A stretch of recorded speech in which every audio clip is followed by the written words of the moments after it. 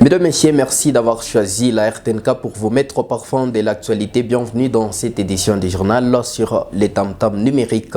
Débutons cette édition du journal par cette actualité. Les habitants de Chimpunda en commune de Kadutu viennent de clôturer ce 25 mars 2021, 3 jours d'été organisés pour pleurer le président tanzanien John Magufuli comparé au président de l'INC Vital Kamerhe. Ample détail dans cet élément de reportage signé Justin Mamba. Autour du fait, sous une bâche, assis sur les bancs, les habitants de Chimpunda en particulier et d'une grande partie de la ville de Bukavu ont pleuré le président tanzanien John Magufuli, un leader incarné pour plusieurs. Ces derniers font référence à Vital Kamerhe avec la même qualité que John Magufuli. Pour eux, une fois libéré, Vital Kamerhe a les mêmes compétences et potentialités comme celle de John Magufuli. Une occasion pour eux de solliciter la libération du leader de l'UNC Vital Kamerhe. Le député Omer Boulakali est parmi ceux qui ont tenu cédé. Pour lui, la libération de Vital Kamerhe est une nécessité pour la RDC. Le docteur John Pombe Magufuli congolais, nous citons Vital Kamerhe, a été jugé pour des questions relatives au programme de 100 jours du chef de l'État qui est vous, Excellence. L'analyse est telle que le concepteur, le superviseur principal et le répondant numéro 1 de tout ce qui concerne les travaux du programme de 100 jours, c'est son Excellence, Monsieur le Président de la République. Chers compatriotes, chefs de l'État congolais, vos électeurs du Sud Kivu refusent d'avoir à se réunir l'un de ces jours sur ces mêmes terrains ou ailleurs pour pleurer la mort de Vital Kamerhe, le docteur Pombe Magufuli congolais. Il semble que vous avez déjà fait beaucoup de promesses allant dans le sens de l'acquittement de cet homme du peuple. Ces promesses étant très suffisantes, le besoin est maintenant de voir la concrétisation. Le peuple ne supportera pas une autre promesse. Nous savons que vous êtes un homme digne, un homme qui respecte sa parole. Et nous vous remercions pour son acquittement qui n'est plus qu'une question de jours, selon certains de vos proches. Pour la même occasion, ils ont également plaidé pour l'implication personnelle du chef de l'État pour le retour de la paix dans la partie est de la RDC.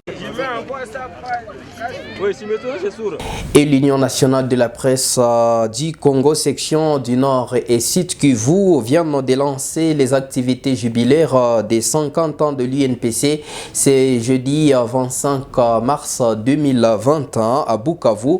Ces activités commémoratives du jubilé d'or dans les grands Kivu s'inscrivent dans la valorisation des métiers des journalistes, comme nous l'a dit Christian Mokenge. Suivez.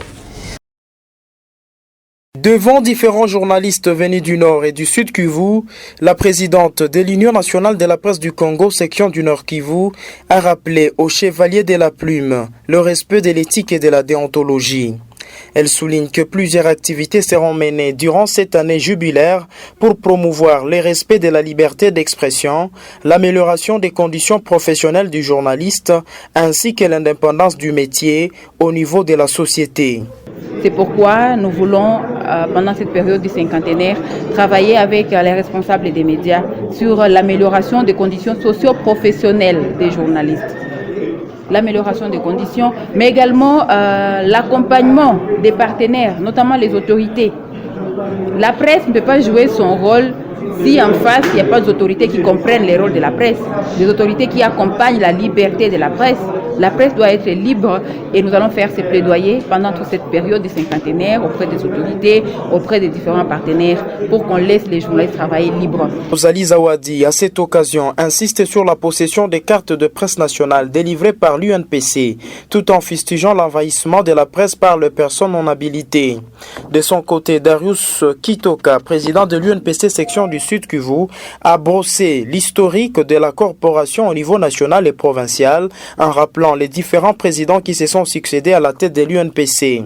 Pour cette année 2021, l'Union nationale de la presse du Congo célèbre les 50 ans d'existence. Cette organisation a vu le jour en 1971. Les vies humaines sont en danger au niveau de la place de l'Indépendance en plein centre-ville après les récentes pluies qui se sont abattues dans la ville et ont emporté la dernière partie de la rivière Kawa qui restait encore. Constat dressé par le reporter de la radio-télévision Goma Kivu jeudi 25 mars 2021. Sur place, un grand trou de fissures, les décombres et résidus de certains objets emportés. Une partie de la rivière Kawa avait cédé. L'endroit où étaient les réparateurs des pneus, les petits vendeurs de fruits est quasi inexistant. Presque tout est parti. À ce danger s'ajoute les risques de la disparition du monument Place de l'Indépendance, pourtant un bijou et une référence de Bukavu qui d'ailleurs avait coûté un montant non négligeable selon certaines sources qui ont requis l'anonymat.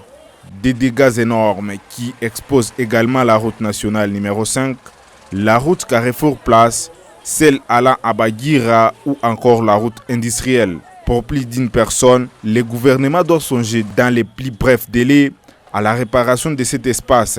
D'autres vont jusqu'à rappeler les pertes en vies humaines déjà enregistrées, mais aussi les dégâts matériels, entre autres, les véhicules emportés par les eaux de pluie jusque dans les lacs. La seule demande est la réponse urgente pour éviter les pires les jours à venir.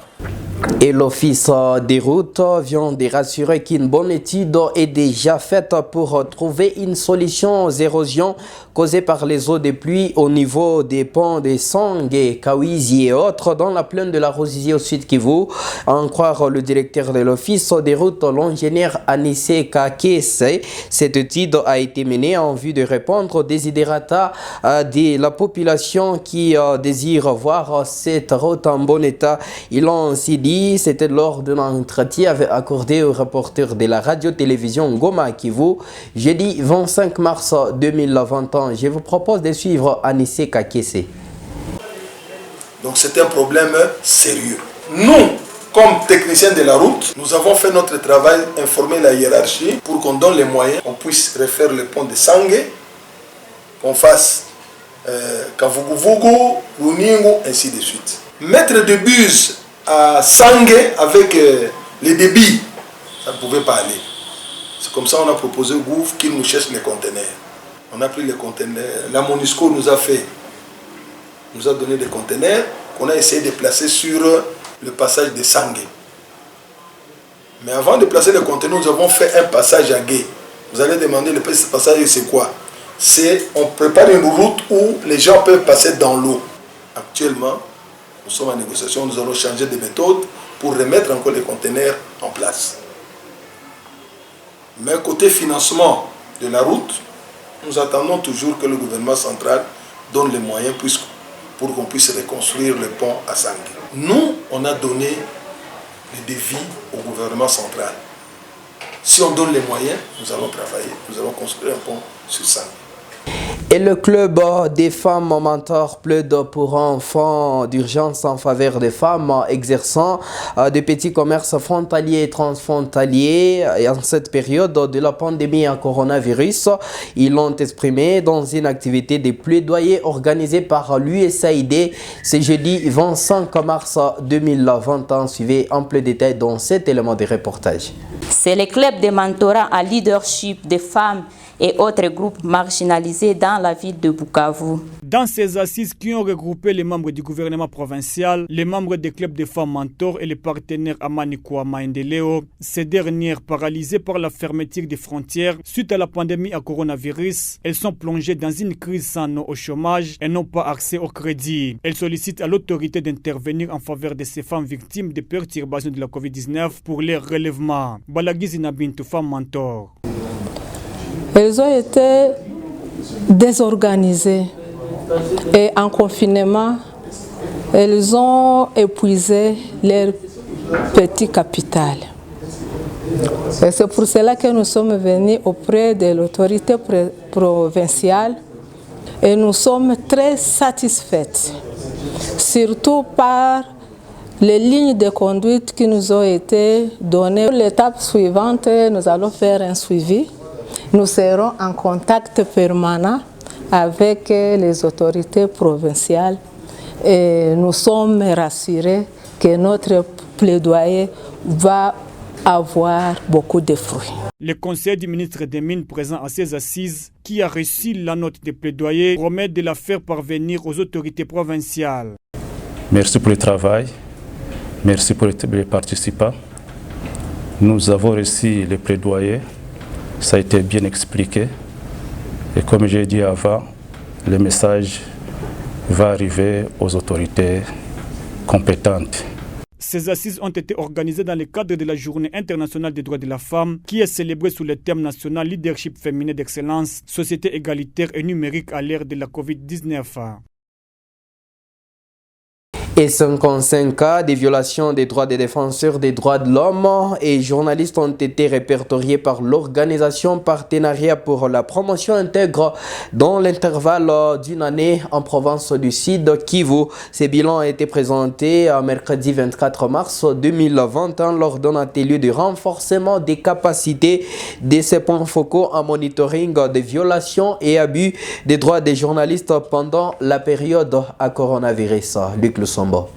PPI indique que ces cas sont souvent enregistrés pendant l'approvisionnement d'informations au fait des monitoring de violation des droits des DDH. PPI fustille cet état de lieu et souligne que le fait de lutter contre le coronavirus ne doit pas être l'alibi pour violer les droits des défenseurs des droits de l'homme et journalistes à couvrir les informations. Face à cette situation, elle promet mener un plaidoyer auprès de l'État pour permettre à ces derniers de bien exercer leur métier sous respect de mesures barrières. Pascal Mupenda est le coordonnateur de PPI. Pour faire un bon monitoring, un acteur de la société civile, un journaliste aussi qui est avisé, il doit d'abord comprendre qu'on doit d'abord se poser la question de savoir quel est le problème. Est-ce qu'il y a un problème sur lequel on voudrait monitorer dans les milieux? Et de deux, on doit chercher à comprendre que l'objectif principal des monitoring qu'on voudrait mener, c'est de renforcer la responsabilité de l'État pour la protection des défenseurs des droits humains, les acteurs de la société civile, les médias, dans le cadre de leur travail. C'est la raison pour laquelle, dans la période exceptionnelle de la pandémie à coronavirus, nous avons pensé qu'il y avait lieu aussi d'insister sur les techniques, comprendre qu'aussi on ne peut pas aller quand même à monitorer en cette période sans qu'on ne respecte pas aussi les mesures barrières, par exemple, en collaboration avec les autorités et les victimes même des exactions sur les sites. On a compris que les cas n'ont fait qu'augmenter en cette période de pandémie à coronavirus. On prépare à ces assises les points focaux des PPI, parmi eux les journalistes et acteurs de la société civile venus de Kalehe, Minova, Walungu, Uvira et Bukavu. Et la Commission électorale nationale indépendante CENI a révélé mercredi 24 mars 2021 qu'il existe des réseaux de producteurs, des faux duplicata des cartes de lecteurs au pays. Elle invite les services compétents à démanteler, démasquer et décourager ces réseaux afin de soumettre leurs auteurs à la rigueur de la loi, comme nous le dit Luc Lusombo. Bouclons cette édition du journal par cette actualité sportive. En sport, la phase des playoffs en deuxième division a débuté jeudi 25 mars 2020 au stade de la Concorde de Kadutu. À 13h, Showsport a joué avec Topé Clinique. Score final 3-1 en faveur de Showsport. Et à 15h, FC Réma a joué avec 16 bandes rouges. Score final 3-1 en faveur de 16 bandes rouges. Vendredi 26 mars 2020 au stade de la Concorde de Kadutu. À 13h, Académie Real B sera en face des 11 Pro.